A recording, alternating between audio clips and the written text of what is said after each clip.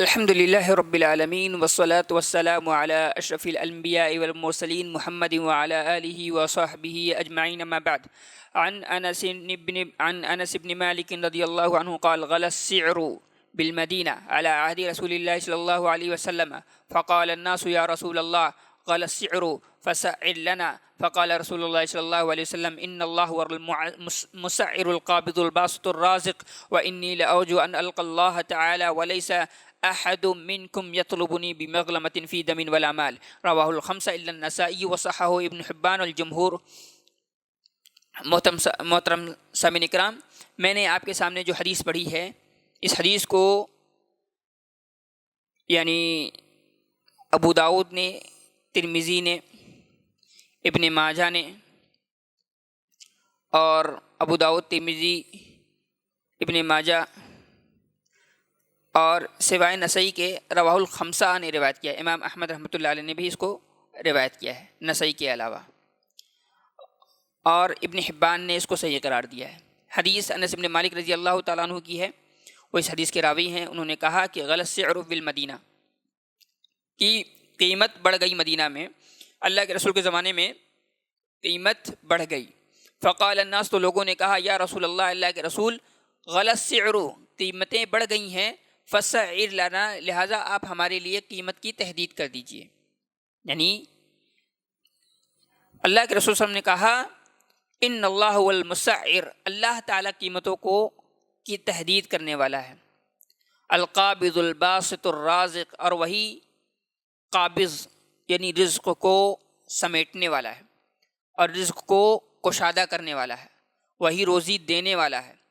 پھر کہتے ہیں: وَإِنِّي لَأَرْجُو أَنْ أَلْقَى اللَّهَ تَعَالَى، اور میں امید کرتا ہوں، یہ یقین ہے مجھے کہ میں اللہ تعالیٰ سے اس حال میں ملوں گا کہ وَلَيْسَ أَحَدٌ مِّنكُمْ يَطْلُبُنِي بِمَغْلَمَةٍ فِي مَالٍ وَلَا دَمٍ، اور کوئی بھی شخص، میں اللہ تعالیٰ سے اس حال میں ملوں گا کہ کوئی بھی شخص مجھ سے اپنے خون کا یا مال کا مجھ سے مطالبہ نہیں کرے گا.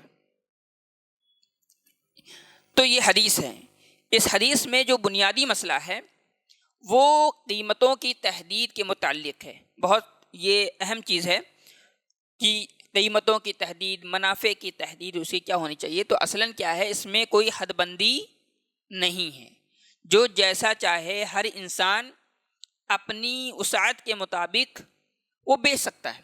اپنی ایک چیز کی قیمت ہے، اس کی ایک مارکیٹ ویلیو ہے، وہ اس کو سامنے رکھ رہا ہے.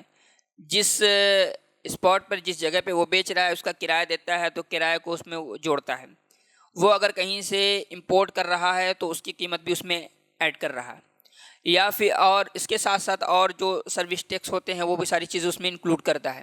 تو اس طریقے سے وہ ایک جو لاگت ہوتی ہے، ہر طرح کی لاگتوں کو اس میں جوڑ کر کے اس پر ایک منفعت رکھ کر کے، ایک فائدہ جوڑ کر کے، مارجن رکھ کر کے وہ اس سامان کو بیچ سکتا ہے. تو اس سلسلے میں کوئی حتمی قاعدہ نہیں ہے. اور یہ جو چیزیں ہوتی ہیں، یہ ریٹ کبھی گھٹنا کبھی بڑھنا، یہ لوگوں کے تصرف پہ ڈیپینڈ ہوتا ہے. کبھی کبھار ایسا ہوتا ہے کہ مثلا رمضان میں آپ دیکھیں گے کہ چیزوں کی ڈیمانڈ بہت زیادہ بڑھ جاتی ہے، بہت زیادہ بڑھ جاتی ہے. لوگ ٹوٹ پڑتے ہیں کھانی پنی کو یا بنیادی چیزوں کو خرید و فروخت میں، لین دین میں ٹوٹ پڑتے ہیں. تو اب چیزیں کیا ہے، بڑھ جاتی ہیں. چیزیں مارکیٹ میں آتے بھی ہیں لیکن ریٹ بڑھ جاتے ہیں. کیوں؟ اس لیے کہ ڈیمانڈ زیادہ ہوتی ہے. تو کبھی ڈیمانڈ زیادہ ہوتی ہے تو ریٹ بڑھ جاتے ہیں، اور کبھی چیزیں کم ہو جاتی ہیں تو بھی ریٹ بڑھ جاتے ہیں. تو یہ لوگوں کے تصرف پہ ڈیپینڈ کرتا ہے. اللہ کے نبی صلی اللہ علیہ وسلم سے جب کہا گیا تو اللہ کے نبی صلی اللہ علیہ وسلم کے زمانے میں بھی ریٹ بڑھ گئے، چیزوں کے ریٹ بڑھ گئے مارکیٹ میں.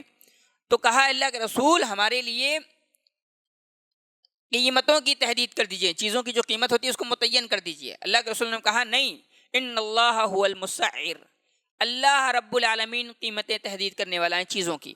وہی روزی کو، رزق کو قبض کرتا ہے، سمیٹتا ہے، وہی اس کو پھیلاتا ہے، کشادہ کرتا ہے، اور وہی روزی دینے والا ہے. اور کہتے ہیں وَإِنِّي لَأَرْجُو أَنْ أَلْقَى اللَّهَ تَعَالَى وَلَيْسَ أَحَدٌ مِّنكُمْ يَطْلُبُنِي بِمَغْلَمَةٍ فِي مَالٍ فِي دَمٍ وَلَا مَالٍ، اور میں اللہ تعالیٰ سے اس حال میں ملوں گا کہ کوئی بھی شخص تم میں سے مجھ سے مطالبہ نہیں کر سکتا کہ میں نے اس کا مال لیا ہے ناجائز طریقے سے یا اس کا خون بہایا ناجائز طریقے سے. تو قیمتوں کی تحدید کے سلسلے میں یہ اصلاً لوگوں کے تصرف پہ ڈیپینڈ ہوتا ہے، میں نے اس پر بات کی۔ دوسری بات، قیمتیں تحدید کرنا اصل اس میں کیا ہے؟ اس میں ظلم ہے، اس میں ضرر ہے، ٹھیک ہے؟ اللہ کے نبی صلی اللہ علیہ وسلم نے کہا کہ بھائی لوگوں کو چھوڑ دو، یرزق اللہ بعضهم من بعض، اللہ تعالیٰ کچھ لوگوں کے ذریعے سے رزق دیتا ہے، تو اس کا کوئی ضابطہ نہیں ہے۔ لیکن کبھی کبھار ایسا ہوتا ہے کہ لوگ بہت زیادہ غبن کر کے اور بہت زیادہ بڑھ چڑھ کے جب دیکھتے ہیں کہ اس کو چیزوں کو بیچ رہے ہوتے ہیں، تو ایسے میں جو ولی الامر ہوتا ہے، جو حکومت چلاتا ہے، ان کی ذمہ داری ہوتی ہے کہ قیمتیں متعین کی جائیں تاکہ لوگوں کے جیبوں پر ناجائز قبضہ نہ جمایا جائے، ڈاکہ نہ ڈالا جائے، اور لوگوں کو جو بیچ رہے ہوتے ہیں ان کو بھی ایک مناسب منفعت، ایک مناسب فائدہ مل سکے، ان کی قیمتی چیزیں بھی بک سکیں۔ تو جب ضرر لاحق ہوگا تو اگر گورنمنٹ چاہتی ہے تو تحریر کرنا چاہتی ہے تو تحریر کر سکتی ہے، لیکن اگر ضرر نہیں ہے اور ایسے ہی عام حالات میں اگر کوئی شخص چاہتا ہے کہ وہ قیمتیں تحدید کرے تو یہ شرعاً درست نہیں ہے۔ کہتے ہیں الجمہور من اہل العلم منہم الائمہ الاربعہ على ان التسعیر لا يجوز فی الاحوال العادیۃ التي لا غلاء فیها، کہ عام حالات میں، نارمل حالات میں ائمہ اربعہ کا اس بات پر اتفاق ہے کہ قیمتیں تحدید نہیں کی جائیں گی۔ کیوں؟ کہتے ہیں وذالک لأن رسول اللہ صلی اللہ علیہ وسلم لم یسعر، اس لیے کہ اللہ کے نبی صلی اللہ علیہ وسلم نے قیمتیں متعین نہیں کی تھی وقت غلاء السعر، کب؟ جب قیمتیں بڑھ گئی تھی تب اللہ کے نبی صلی اللہ علیہ وسلم نے قیمت کو متعین نہیں کیا، تو عام حالات میں بدرجہ اولا قیمت طے نہیں کی جائے گی کسی چیز کی۔ تو کہتے ہیں فمن باب اولا اللہ یکون التسعیر فی الاحوال العادیہ، وہی جو میں نے بات ریپیٹ کی، کہتے ہیں لأن التسعیر فی هذه الحال قد یکون سببا للغلاء، اس لیے کہ ان احوال میں، عام نارمل حالات میں اگر قیمتیں طے کی جائیں گی تو ممکن ہے کہ وہ چیزیں غلا کا سبب بنے، یعنی قیمت کے بڑھنے کا سبب بن جائے، یعنی قیمتیں تحدید کر لی جائے مثال کے طور پر، تو لوگ کیا کریں گے؟